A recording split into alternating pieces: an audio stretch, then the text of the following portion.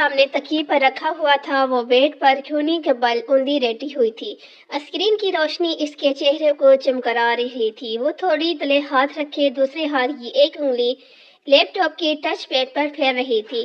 سیاہ سیدھے بال سائڈ پر پڑے تھے۔ اس کی آنکھیں بھی ویسی ہی تھی، سیاہ بڑی بڑی آنکھیں اور چاندنی جیسی چمک تھی، اور چہرہ ملائی کا بنا لگتا تھا، سفید، صاف اور چکنا سا۔ وہ اسی مگن انداز میں اسکرین پر نظریں مرکوز کیے ٹچ پیڈ پر انگلیاں پھیر رہی تھی۔ ایک کلک کے بعد کوئی صفحہ کھلا تو اس کی محترک انگلی رک گئی۔ اسکرین پر جمی آنکھیں میں ذرا سا تفکر بڑھا اور پھر بے چینی۔ اس نے جلدی جلدی 2-3 بٹن دبائے۔ لوڈنگ، اگلے صفحے کی لوڈنگ ہونے کا انتظار کرتے ہوئے سے متلازم امتناع میں اس نے انگلی سے چہرے کے دائیں طرف پھسلتی لٹیں پیچھے کی۔ چند سیکنڈ میں صفحہ لوڈ ہو گیا۔ وہ بے چین ہو کر چہرہ اسکرین کے قریب لائی تو اس کے بالوں کی چند لٹیں پھسل کر پھر چہرے پر سامنے آ گئی۔ جیسے جیسے وہ پڑھتی گئی اس کی آنکھیں حیرت سے پھیلتی گئیں، لب ذرا سا کھل گئے اور پورا وجود بے چینی میں ڈوب گیا۔ ڈھیر سارے لمحے لگے تھے اس کو خود کو یقین دلانے میں جو وہ پڑھ رہی تھی بالکل سچ ہے، اور جیسے ہی اس کے ذہن نے یقین کی دھرتی کو چھوا تو وہ ایک جھٹکے سے اٹھ بیٹھی۔ اس کا فون سائڈ ٹیبل پر رکھا تھا۔ اس نے ہاتھ بڑھا کر سیل اٹھایا اور جلدی جلدی کوئی نمبر ڈائل کیا۔ رات کی مقدس خاموشی میں بٹنوں کی آواز نے ذرا ارتعاش پیدا کیا۔ اس نے فون کان سے لگایا، دوسری طرف بیل جا رہی تھی۔ ہیلو زارا، شاید رابطہ مل گیا تھا۔ تب ہی وہ بے حد شوق سے چہکی، کیسی ہو؟ سو تو نہیں گئی تھی؟ دوسری طرف اس کی دوست کچھ کہہ رہی تھی۔ وہ لمحے بھر کو سننے کے لیے رکی اور پھر ہنس پڑی۔ ساری باتیں چھوڑو، میرے پاس جو بڑی خبر ہے وہ سنو، اس نے عادتاً اپنے بالوں کی لٹ کو انگلی پر لپٹتے ہوئے کہا۔ تم یقین نہیں کرو گی، میں جانتی ہوں۔ ارے نہیں یار، دلاور بھائی کی شادی کے بارے میں نہیں۔ دوسری طرف زارا نے کچھ کہا تو اس نے فوراً تردید کی، بلکہ تم ایسا کرو، گیس کرو میں تمہیں کیا بتانے والی ہوں۔ اس نے ایک ہاتھ سے لیپ ٹاپ سائڈ پہ کیا اور تکیے نکال کر بیک گراؤنڈ سے ٹیک لگا کر کہا۔ پھر اس نے ٹیک لگا کر پاؤں سیدھے کر دیے، ساتھ وہ زارا کے اندازوں کی تردید بھی کیے جا رہی تھی۔ نہیں، بالکل بھی نہیں، ایسا تو بالکل بھی نہیں ہے۔ ارے میری شادی بھی نہیں ہو رہی، جی نہیں، ارم کی بھی نہیں ہو رہی۔ سیدھی زارا، تمہاری سوچ بس یہاں تک ہی ہے۔ اب کان کھول کے سنو، تم RMIU's اسکینجٹ پروگرام یاد ہے جس کے لیے ہم نے اپلائی کیا تھا؟ Can you believe it Zara, European union نے مجھے اسکالرشپس کے لیے سلیکٹ کیا ہے۔ دوسری جانب زارا اتنی زور سے چیخی کہ موبائل کے اسپیکر بند ہونے کے باوجود بھی اس کی پوری چیخ کمرے میں گونجی تھی۔ بالکل سچ کہہ رہی ہوں زارا، ابھی 15 منٹ پہلے مجھے یونیورسٹی کی میل ملی ہے۔ اور ساتھ ہی لیپ ٹاپ کا رخ اپنی طرف موڑ کر دوبارہ غور سے اسکرین کو دیکھا جہاں 15 منٹ پہلے ہی سلیکشن میل آئی ہے۔ تم بھی فوراً چیک کرو، تم نے بھی اپلائی کیا تھا، تمہیں بھی میل آئی ہوگی۔ وہ فون ایک ہاتھ میں پکڑ کر دوسرے ہاتھ سے لیپ ٹاپ آف کر رہی تھی۔ لیپ ٹاپ کی اسکرین پر اندھیرا ہوا تو اس نے ہاتھ بڑھا کر اسکرین کو بند کیا اور سائڈ ٹیبل پر رکھ دیا۔ میں نے سپانچین کو نیٹ پر دیکھا ہے، بہت ہی خوبصورت یونیورسٹی ہے۔ مگر وہ تھوڑی دیر کو خاموش ہوگی۔ دوسری طرف سے استفارے پر وہ پھر سے بولی، بس ایک چھوٹا سا مسئلہ ہے، ہم اپنی فیملیز کو اس کے بارے میں نہیں بتائیں گے۔ دھیمی آواز میں بولتے ہوئے اس نے بند دروازے کو دیکھا۔ دراصل سانجی میں لڑکیوں کے ہیڈ اسکارف پر پابندی ہے، ادھر سر ناپنا منع ہے۔ گھر والوں کو بتا کر متفق کرنے کے بجائے اس بات کو گول کر جانا۔ ویسے بھی ہم دونوں ہی اسکارف نہیں لیتی۔ اس پل کھڑکی کے باہر کچھ کھڑکا ہوا تھا۔ وہ چونک کر دیکھنے لگی۔ آدم کھڑکیوں کے آگے بھاری پردے لگے ہوئے تھے، البتہ پیچھے جالیاں کھلی ہوئی تھیں۔ شاید اس کا وہم تھا۔ وہ سر جھٹک کر فون کی طرف متوجہ ہوگی۔ ابا نے مجھے کبھی اسکارف لینے یا سر ڈھانپنے پر مجبور نہیں کیا، تھینک گاڈ۔ ہاں، ارم کے گھر باہر اسکارف لیتے ہیں، اس کے ابو تایا فرقان کچھ سخت ہے نا۔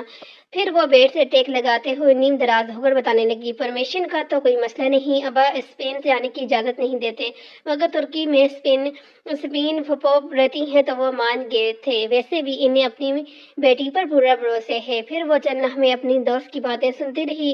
زارا خاموش ہوئی تھی۔ اس نے پھر نفی میں سر ہلایا، کل نہیں، داور بھائی کی مہندی کل ہے، تم آ رہی ہو نا؟ ہاں، میں اور ارم لہنگا پہن رہی ہیں، سارے کزن بہت ایکسائٹیڈ ہیں، خاندان کی پہلی شادی ہے نا۔ اوکے، میں تو جا کر میل چیک کروں، میں بھی سوتی ہوں، رات بہت ہو گئی ہے۔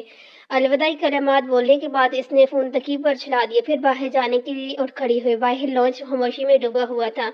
हिया ने आहिस्ता से अपने कमरे का दरवाजा बंद किया, नंगे पांव चलते लाउंज से किचन में आई।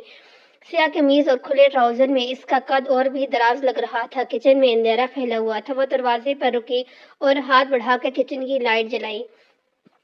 सारी बत्तियां जल गई। इसने आगे बढ़कर फ्रिज का दरवाजा खोला और पानी की बोतल निकालने को झुकी। झुकने से बाल फिसलकर सामने आ गए। हिया ने नरमी से इनको पीछे किया और पानी की बोतल लेकर सीधी हुई। काउंटर पर रखे रैक से गिलास उठाया और पानी गिलास में डलने लगी। तभी इसकी निगाह काउंटर पर रखी सफेद चीज से पड़ी। वह जैसे चूक उठी।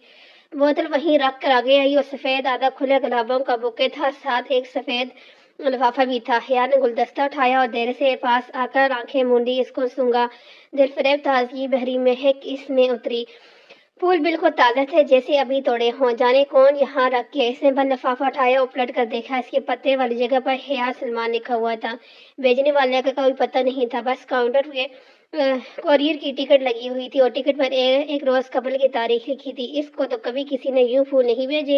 ये क्या मामला था? उलझते हुए हिया ने लिफाफा चाकिया। इसमें एक मोटा कागज था। इसमें 2 उंगलियां डालकर कागज बाइट ने काला सफेद कागज बिल्कुल साफ था, ना कोई लकीर ना डिजाइन। बस इसके वश में 2 लफ्ज लिखे थे, वेलकम टू सिपेंची।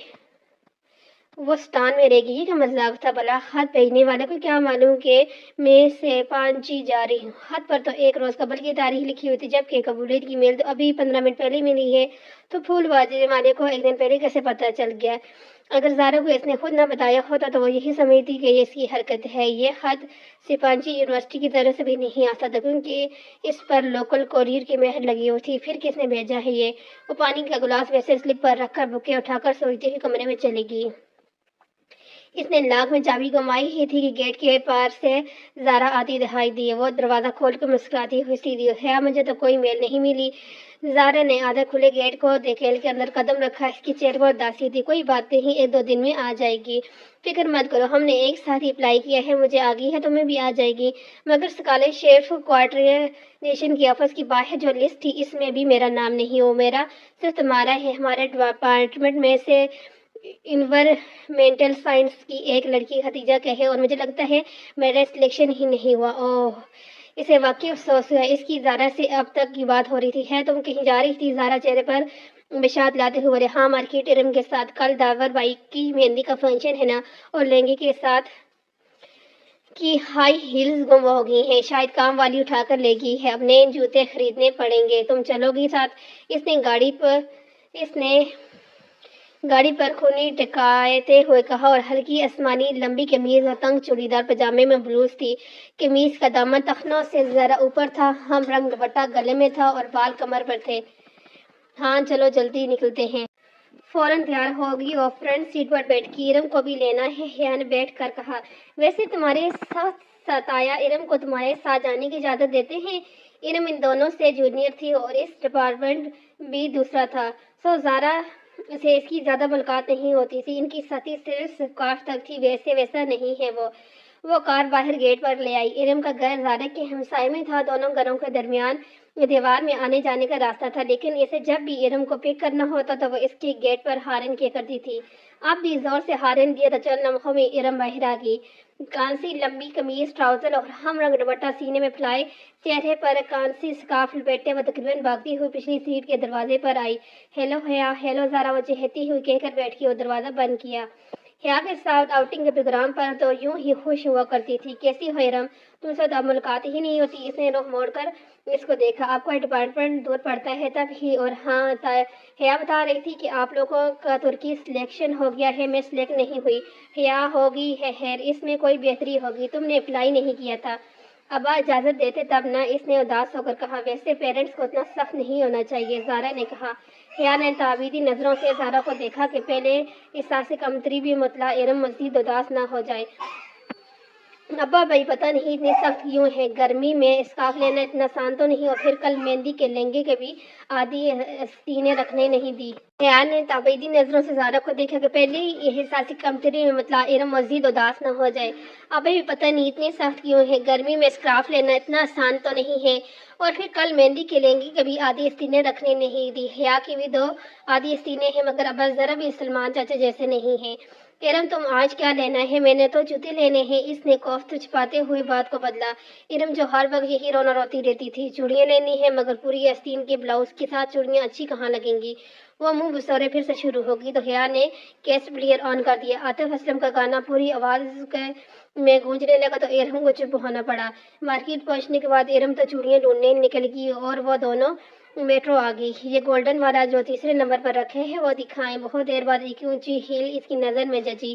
یہ والا میم، سیلر مین نے جو جوتا نکال کے اس کے سامنے کیا تو زمین پر 5 کمل بیٹھا تھا اور وہ دونوں کاؤنچ پر بیٹھی دیر پر۔ نادو میم بہت مدونہ اور شائستہ لہجے میں سیلمیر نے مسکرا کر پوچھا، میرے ہاتھ نہیں ٹوٹے ہوئے، میں خود پہن سکتی ہوں؟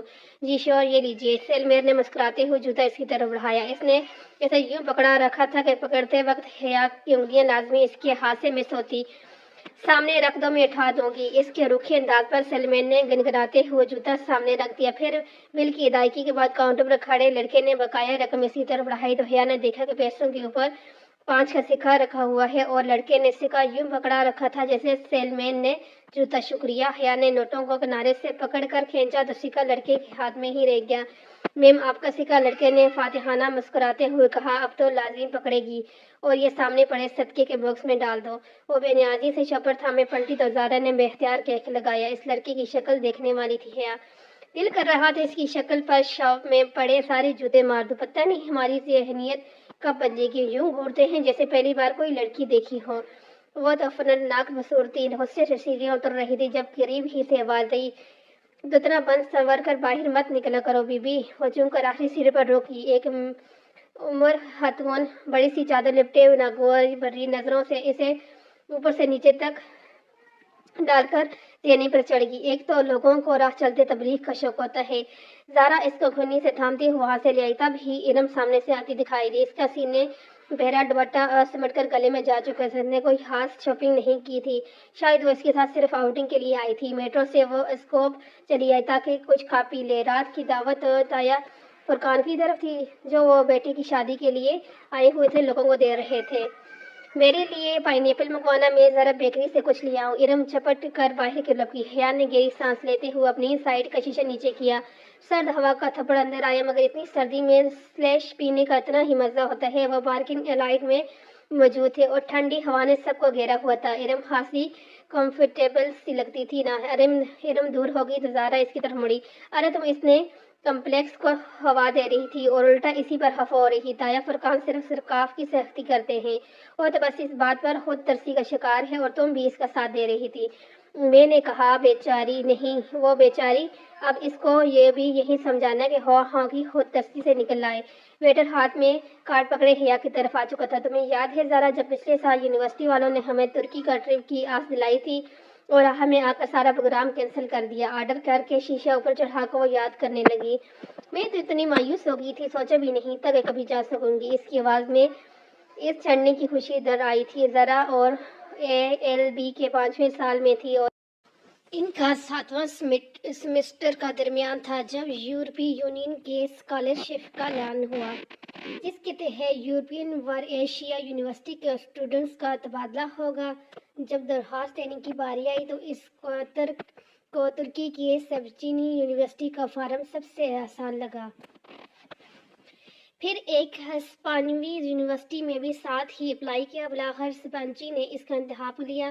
7واں سیمسٹر پورا کر کے اس کو 5 ماہ کے لیے ترکی جانا تھا، جہاں اس کے مطمئن تو نہ تھے کہ ترکی کا قانون پاکستان کے قانون سے مختلف تھا، 5 ماہ کے لیے وہ اپنی مرضی سے کوئی بھی مضمون پڑھ سکتی تھی۔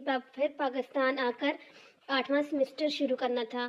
کتنا مزہ آئے گا حیا، کوئی رومانٹک سا ہینڈسم سا ہم سفر تمہیں مل جائے تو تمہارا سفر کتنا خوبصورت ہو جائے گا۔ ہم سفر کوئی نہیں ملنے والا، پاکستان سے ہم صرف 2 لڑکیاں سپانچی جا رہی ہیں اور پھر ہم ٹھہری وومن یونیورسٹی میں پڑھنے والی۔ وہ ختیجہ رانا جو تمہارے ساتھ جا رہی ہے، اس سے کوئی بات ہوئی؟ پیٹرس سے شیشہ بجایا تو حیا نے شیشہ نیچے کیا۔ نہیں، ختیجہ رانا کو تو میں جانتی بھی نہیں ہوں۔ اس نے سلیش کے گلاس پکڑے اور زارا کو اس کو تھمایا۔ ارم کا ڈیش بورڈ پر رکھا بے دھیانی میں وہ شیشہ بند کرنا بھول گئی، اس کے علم میں نہ رہا۔ دفتر زارا کا موبائل بجا۔ زارا نے سپ لیتے ہوئے فون کان سے لگایا۔ ہیلو اماں جی، کیا ہوا؟ آواز خراب ہے، ایک منٹ۔ زارا کے فون پر سگنل ٹھیک نہیں آ رہے تھے۔ وہ سلیش کے گلاس ہاتھ میں پکڑے باہر نکل گئی۔ حیا اپنے گلاس سے چھوٹے چھوٹے سپ لیتے ہوئے ونڈو اسکرین سے باہر زارا کو دیکھنے لگی۔ اب وہ دور درخت کے پاس کھڑی بات کر رہی تھی۔ Hello my beauty. کوئی ایک دم سے اس کے بالکل قریب آ کر وہ دور ڈر کر اچھل گئی۔ ذرا سا جوس بھی کپڑوں پر گرا۔ کھلی کھڑکی پر ایک خوبصورت عورت جگی ہوئی تھی، میک اپ سے بھرا چہرہ، آئی شیڈ، چمکتی آنکھیں، برکتی ہوئی سرخی بالوں کا جوڑا، چم چم کرتا کپڑے۔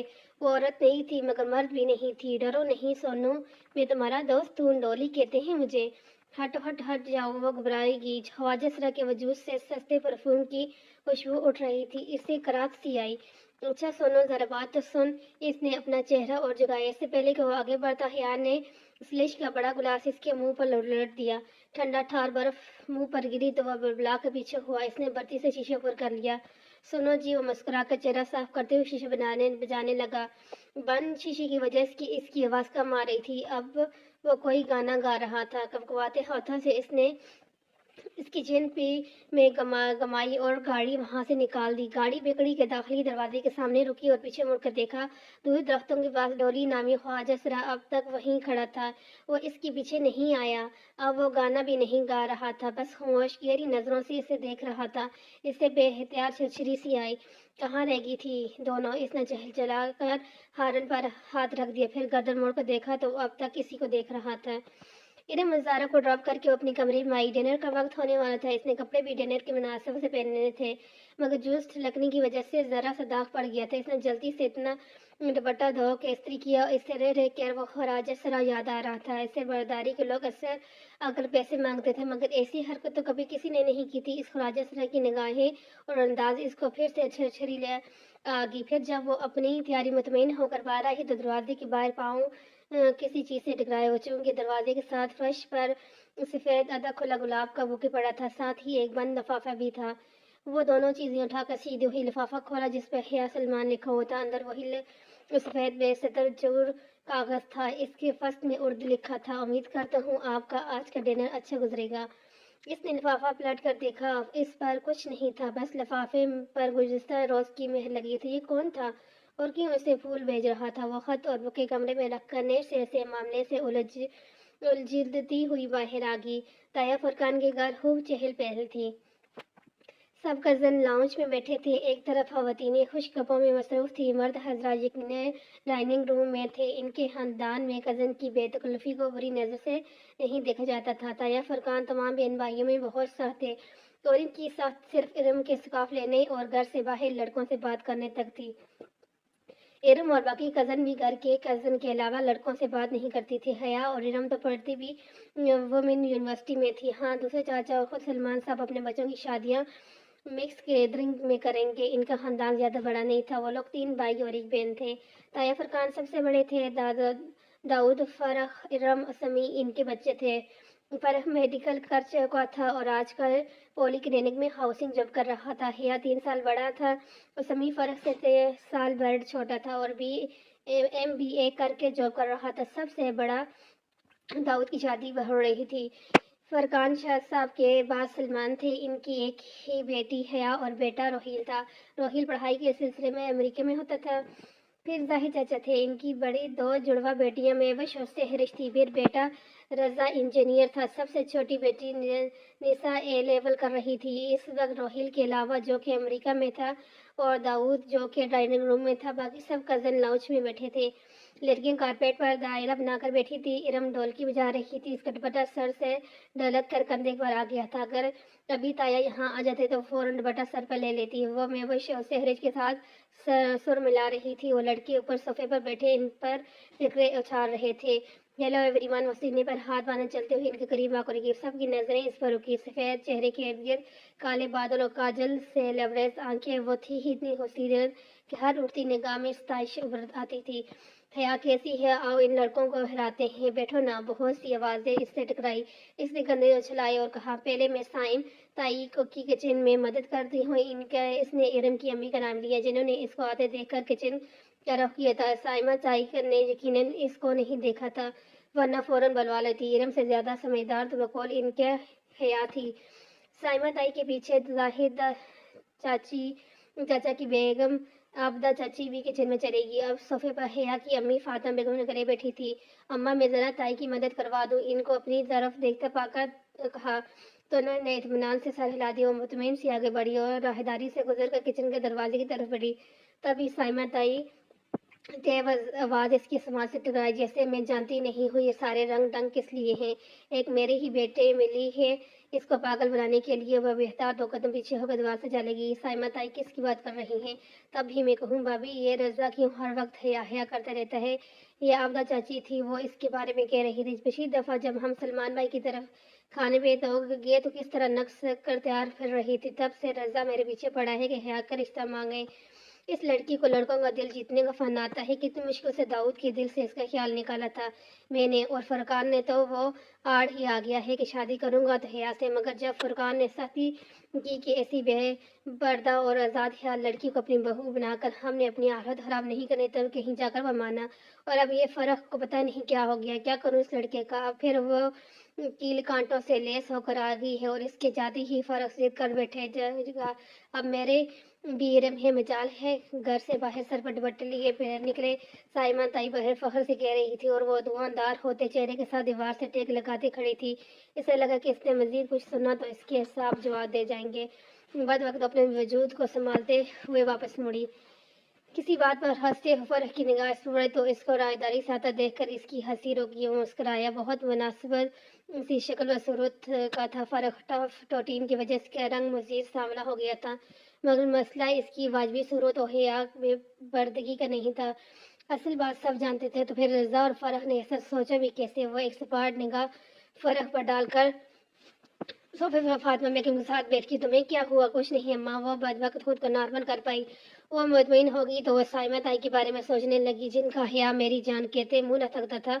और फरकान ताया की तो वो बड़ी बेटी थी, मगर इनके दिल में ऐसे हालात है ये वो गुमान भी नहीं कर सकती थी। और वो फूल वो भी फर्क या रजा ने भेजे थे।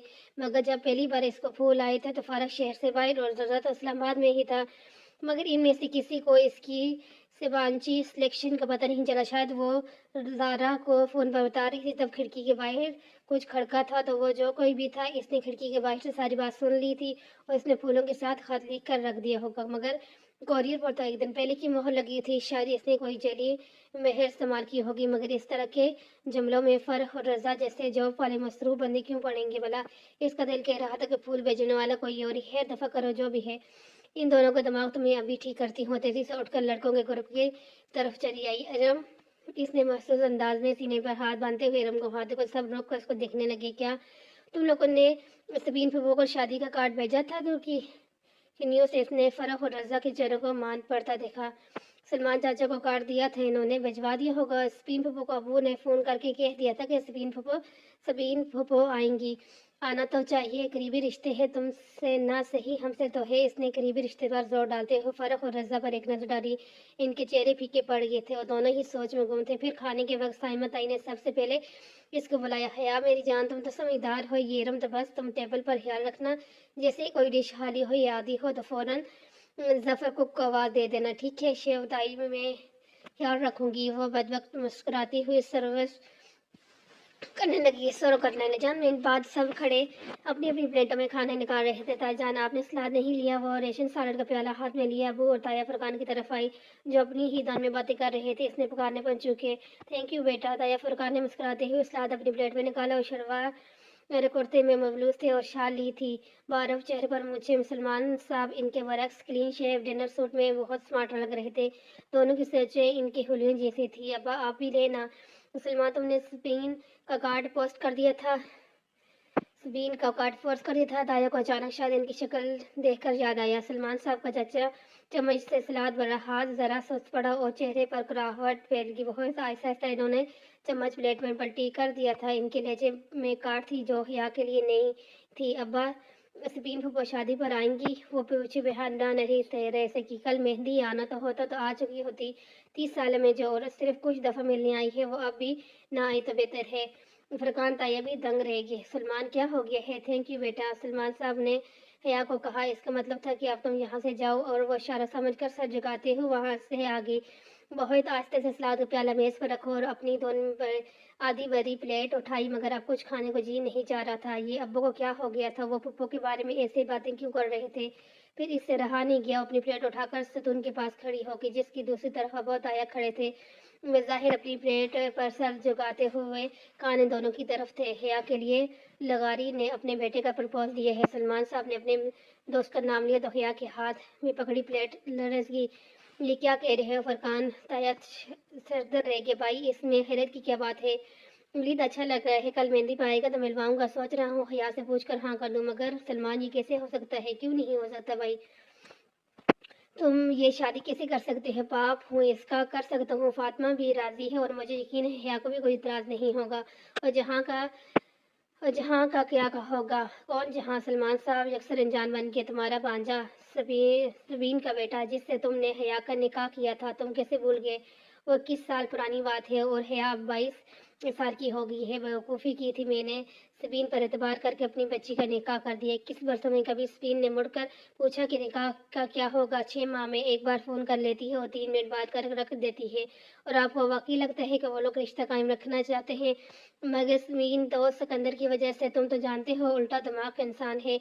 मैं कैसे मान लूं कि अपना मगरूर और बद दिमाग शोहर की वजह से निकाह को भूल गई? इतने बरस बीत गए, इसने एक बार भी इसकी शादी के बाद मुंह से नहीं निकाली। मैं इससे क्या उम्मीद रखूं?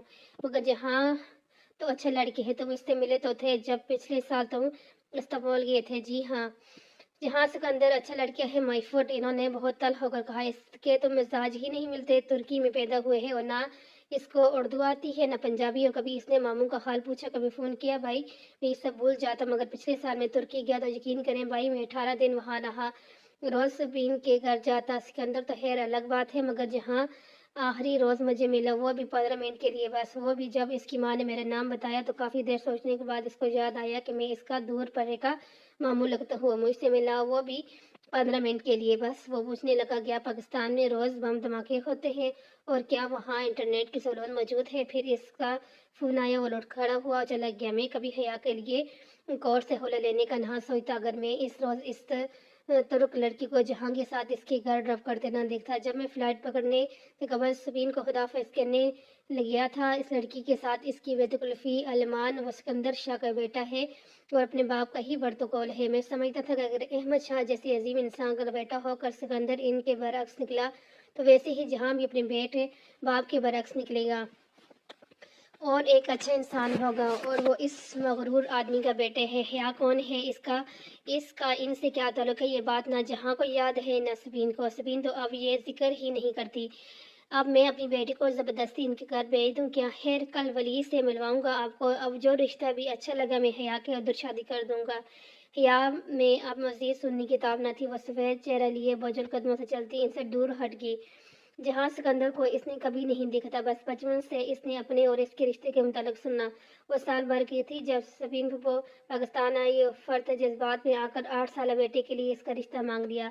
जज्बात की कार्रवाई और दोनों बहन भाई ने बच्चों का निकाह कर दिया। तब 8 साल जहाँ इनके साथ था, फिर वो तुर्की चला गया। 21 साल गुजर गए, वो तुर्की में ही रहा, कभी पाकिस्तान नहीं आया। इस विजिट के बाद सबीन को भी नहीं आई। न कभी इन्होंने कोई तस्वीर भेजी, न खत लिखा। अगर कभी कोई तुर्की चला जाता तो इनसे रब्ता कर लेते। रब्ता न होने के बराबर था। इंटरनेट वो इस्तेमाल नहीं करती थी। अगर करता था जहाँ सिकंदर भी, तो इसने तो कोई भी ईमेल फेसबुक ट्विटर किसी के पास कुछ नहीं था। इरम वगैरह इसे फेसबुक पर सर्च करते करते थक गए थे, मगर तुर्की का कोई जहाँ सिकंदर इनको नहीं मिलता था। शुरू के चंद दिन फूफो बहुत फ़ोन करती थी, फिर आहिस्ता आहिस्ता राब्ते ज़िंदगी की मसरूफियात में खो गए। 3 माह में एक फ़ोन इनका आ जाता, 3 माह में एक फ़ोन रसद चला जाता। यूँ 6 माह में 2 दफ़ा सही बात हो जाती। रस्मी अस्सलाम वालेकुम, वसम हाल अहवाल, सियासत बात और अल्लाह हाफ़िज़। ان تمام باتوں کے باوجود وہ خود کو ذہنی طور پر جہاں سے وابستہ کر چکی تھی۔ نکاح کے بعد کی تصویر آج بھی اس کے پاس محفوظ تھی۔ 8 سالہ بھورے بالوں اور سنہری رنگت والا خوبصورت لڑکا جس کو اس نے کبھی اپنے روبرو نہیں دیکھا تھا، اور شاید ترکی جانے کی ساری خوشی کی وجہ بھی یہی تھی جس پر ابا نے پانی پھیر دیا تھا۔ اس روز اسے رہ کر جہاں پر غصہ آ رہا تھا، جس کی بے روحی کے باعث اب یہ رشتہ ایک سوالیہ نشان بن گیا تھا۔ مگر خیر، داور بھائی کی شادی ہو جائے اور سمیٹر ختم ہو جائیں تو وہ ترکی جائے گی اور ان کو ضرور ڈھونڈے گی۔ حاضر ہو وہ لابی میں آواز آئینے کے سامنے کھڑی ماتھے پر ٹیکا درست کر رہی تھی کہ فاطمہ بیگم سے پکارتی ہوئی آئی۔ ہر طرف گہما گہمی تھی، ایک ناقابل فہم شور سماچا۔ مہندی کا فنکشن شروع ہو چکا تھا، سب باہر جانے کے لیے جلدی مچائے ادھر ادھر بھاگ رہے تھے اور وہ ابھی تک وہیں کھڑی تھی۔ کیا ہوا ماں؟ وہ ٹیکے کے ساتھ الجھی ہوئی تھی جو ماتھے پر سیٹ ہو کر نہیں دے رہا تھا۔ سونے کا گول سکے کی شکل کا ٹیکا جس کے نیچے ایک سرخ روبی لٹک رہا تھا، بار بار ادھر سے ادھر جھول جاتا۔ ٹیکے کو ٹھیک کرتے ہوئے مسلسل اس کی چوڑیاں کھنک رہی تھی۔ جلدی آؤ، تمہارے ابا بلا رہے ہیں، کسی سے ملوانا ہے تمہیں۔ ان کی آواز میں خوشی کی رمق تھی۔ وہ چم کر ان کو دیکھنے لگی۔ نفیس سی سلک کی ساڑی اور ڈائمنڈ پہنے وہ خاصی باوقار اور خوبصورت خوش لگ رہی تھی۔ ان کی انگلیوں نے ٹیکا چھوڑ دیا، زور سے دل دھڑکا۔ کیا پھپھو آ گئی تھی؟ اور ان کا مغرور بیٹا بھی کدھر ہے ابا؟ وہ دک دک کرتے دل کے ساتھ ان کے پیچھے باہر نکل گیٹ کے قریب سلمان کھڑے دکھائی دے دیے۔ ان کے ساتھ ایک خوبصورت سا لڑکا کھڑا تھا جس کے شانے پر ہاتھ رکھ کر بات کر رہے تھے۔ سامنے ہاتھ سے باوقار سے سوٹ و مبلوس ایک صاحب اور ایک ڈیسنٹ سی ہاتھوں تھے۔ وہ دونوں پہلوؤں سے لہنگا سنبھالتے ان کے قریب آئی۔ یہ حیا ہے میری بیٹی۔ سلمان صاحب نے مسکرا کر اسے شانے سے تھاما۔ السلام علیکم نے سر کو جواب دیتے ہوئے مدھم آواز میں سلام کیا۔ وعلیکم السلام بیٹا۔ وہ تینوں دلچسپی سے اسے دیکھنے لگے۔ اس نے ڈل گولڈن کلر کا لہنگا پہنا تھا، کامداری بازوں کی آدھی سے بھی چھوٹی آستین اور ان سے نکلتے اس کے دو دجالے بازو سنہرے موتیوں کی شعاعوں میں سنورے دکھ رہے تھے۔ باریک کامدار دوپٹہ اس نے گردن میں ڈال رکھا تھا، بال ہمیشہ کی طرح کھلے کمر پر گرے تھے۔ ٹیکے کے ساتھ کے سنہرے جھمکے کانوں سے لٹک رہے تھے اور ملائی سے بنا چہرہ ہلکے میں خوبصورت دلکش لگ رہا تھا۔ اس نے کاجل سے لبریز آنکھیں اٹھائی، ان تینوں کو ستائش سے دیکھا۔ اور حیا میرے دوست ہیں امیر لغاری، یہ مہناز بھابی ہیں اور یہ ان کے صاحبزادے ہیں ولید۔ ان کے دل پر بوجھ سا گرا، آنکھوں میں بے اختیار نمی پر پانی بھر آیا جسے اس نے اندر اتار دیا۔ Nice to meet you. وہ مہمان آنے لگے ہیں، میں پھول کی پتیاں ادھر رکھ کے آئی تھی، سب مجھے ڈھونڈ رہے ہوں گے تو میں ہاں تم جاؤ، انجوائے کرو۔ سلمان صاحب نے آہستگی سے اس کے شانوں سے ہاتھ اٹھائے۔ وہ معذرت خواہ مسکراتی ہوئی گیٹ کی طرف بڑھ گئی۔ باہر آ کر سے بے اختیار آنکھوں کے بھیگے گوشے صاف کیے اور ایک نظر ان پلیٹس کو دیکھا، پھر سر جھٹک کر آگے بڑھ گئی۔ ان کے گھر کے ساتھ خالی پلاٹ میں شامیانے لگ کر مہندی کا فنکشن ارینج کیا گیا تھا۔ مہندی دونوں گھروں کی الگ الگ تھی۔ گیندے کے پھول اور موتی کی لڑیوں سے ہر کونا سجا تھا۔ تقریباً سیکنڈری تھی، مرد الگ عورتیں الگ۔ ہاں عورتوں کی طرف خاندان کے مرد کا آنا جانا تھا۔ مریم بھی سلور کامدری لہنگا میں ادھر سے ادھر گھوم رہی تھی۔ وہاں ڈی جے مووی والے اور ریفریشمنٹ سروس کرتے باہر کے مرد تھے، مگر آج تو شادی کا ایک فنکشن تھا، پھر سر ڈھکنے کی پابندی کیسے ہو سکتی؟ شادیوں پہ تو خیر ہوتی ہے نا۔ حیا ڈانس شروع کرے، ارم اپنا لہنگا سنبھالتی اس کے پاس آئی۔ ہاں ٹھیک ہے، تم گانا لگواؤ۔ اور یہ کون ہے؟ سامنے والی کرسی کے قطار کے ساتھ کھڑی ایک لڑکی کرسی پہ بیٹھی ہاتھوں سے جھک کر مل رہی تھی۔ اس نے سیاہ بایا اور اوپر اسٹول لیے رکھی تھی۔ عجیب بات ہے کہ اس لڑکی نے انگلیوں سے نقاب تھام رکھا تھا۔ کون؟ ارم نے پلٹ کر دیکھا، پھر گہری سانس لے کر یہ ایلین ہے۔ کون؟ حیا نے کہا۔ ایلینا؟ ارے شہلا بھابی ہیں، یہ پوری دنیا صلاح گن کی گیرینٹ کی مسٹر ہوتی ہے، بس توجہ کھینچنے کے لیے فنکشنز پر بھی بایا نقاب میں ملتی ہیں۔ اور پوچھے بولا عورتوں کے فنکشن میں کس سے پردہ کر رہی؟ ہاں واقعی عجیب ہے یہ بھی۔ اس نے شانے اچھلائے۔ ان کے ایک سیکنڈ قرض کی وائف تھی اور سال بھر پہلے ہی شادی ہوئی تھی۔ ڈی جی نے گانا سیٹ کر دیا، انہوں نے مووی والے کو ڈانس کی مووی بنانے سے منع کر دیا تھا اور پھر اپنے مہارت سے تیار کردہ رقص شروع کیے۔ ایک سنہری پری لگ رہی تھی تو دوسری چاند کی۔ جب پاؤں دکھ گیا تو خوب تالیاں بجی تو ہنستے ہوئے کرسیوں کی طرف آ گئی۔ السلام علیکم شہلا بھابی۔ وہ لڑکی بھی اسی میز پر تھی۔ ارم نے فوراً سلام کیا، حیا نے بھی پیروی کی۔ وعلیکم السلام، کیسی ہو تم دونوں؟ وہ مسکرا کر خوش دلی سے ملی۔ ایک ہاتھ کی دو انگلیوں سے اس نے ابھی تک سیاہ نقاب تھام رکھا تھا۔ بالکل ٹھیک شہلا بھابی، نقاب اتار دیں، ادھر کون ہے؟ شہلا نے جواب مسکرا کر سر ہلایا، مگر نقاب اسی طرح پکڑ رکھا۔ ماشاء اللہ، تم دونوں بہت پیاری لگ رہی ہو۔